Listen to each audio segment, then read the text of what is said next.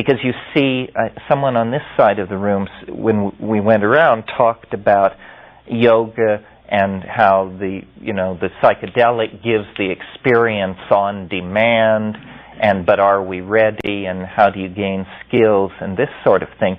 To my mind, the goal is not the psychedelic experience. The beginning of the path is the psychedelic experience. So if yoga promises that after 20 years it will deliver you to the beginning of the path, then, there's something seriously wrong here. The psychedelic sets you at the beginning of the path. And then people do all kinds of things with it. I mean, I am amazed. I feel there is more variation in how we deal with this than in almost any other phase of human activity, because some people seem to have almost no self-reflection.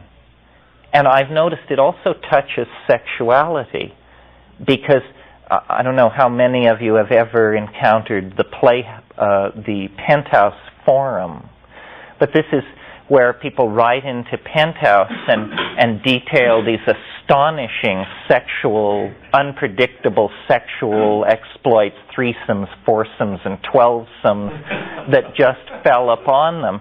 And whenever I have, for some reason, some occasion to read these things, what is amazing to me is that this appears to be descriptions of the behavior of an alien species, because there is no self-reflection on what does this mean? What does this mean that I get stuck in an elevator and end up copulating with 12 stockbrokers? It's just accepted as how it is. Well, you get this same thing with psychedelics, where you say to someone and they say, "Oh yeah, in the 60s I took psychedelics. Wow, it was really strange. All these colors and voices and apparently no self-reflection, no realization that this is actually happening to you. This is happening to you. Therefore, the implications must be fairly central." And then other people immediately get it. They say, my gosh, this plant, this pill shows me that reality is at least 1,000 times larger than I thought it was, showed me that I don't know who I am, where I am, what I am, or anything else. And I don't know what it takes to instill that in people. Maybe intellectual self-reflection. Sometimes I have flashes when I'm giving these talks of how different it is to be stoned than to talk about being stoned. I mean, here we sit, in our cotton underwear, just with where we came from, our schedules in front of us, the mundaneness of it is so all-pervasive. And we could be discussing Gnosticism or a political action project, but we're discussing instead something really appalling, I think.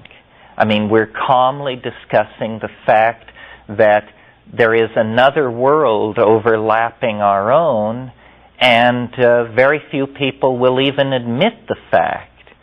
So I always think, and this is my symbol of myself, to myself, I always think of a wonderful B science fiction movie I saw when I was a kid, where there's a dinosaur in the swamp, and it's set somewhere in Mexico, and the typical campesino is sent by the patron of the ranch to gather firewood in the jungle.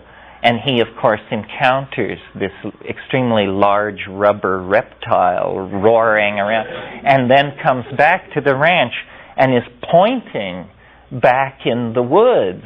and is completely inarticulate, trying to say, a creature from the id, a beast from another dimension is rampaging around in the forest. Well, they just dismiss him as, these peasants, they believe anything, you can't trust them for a moment. This is the sort of situation we're in. The extraterrestrial invasion that so many people anticipate, or the extraterrestrial contact that so many people hope for and that sells so many cheap newspapers, is well underway. It's simply that the words we have to describe it are utterly inadequate.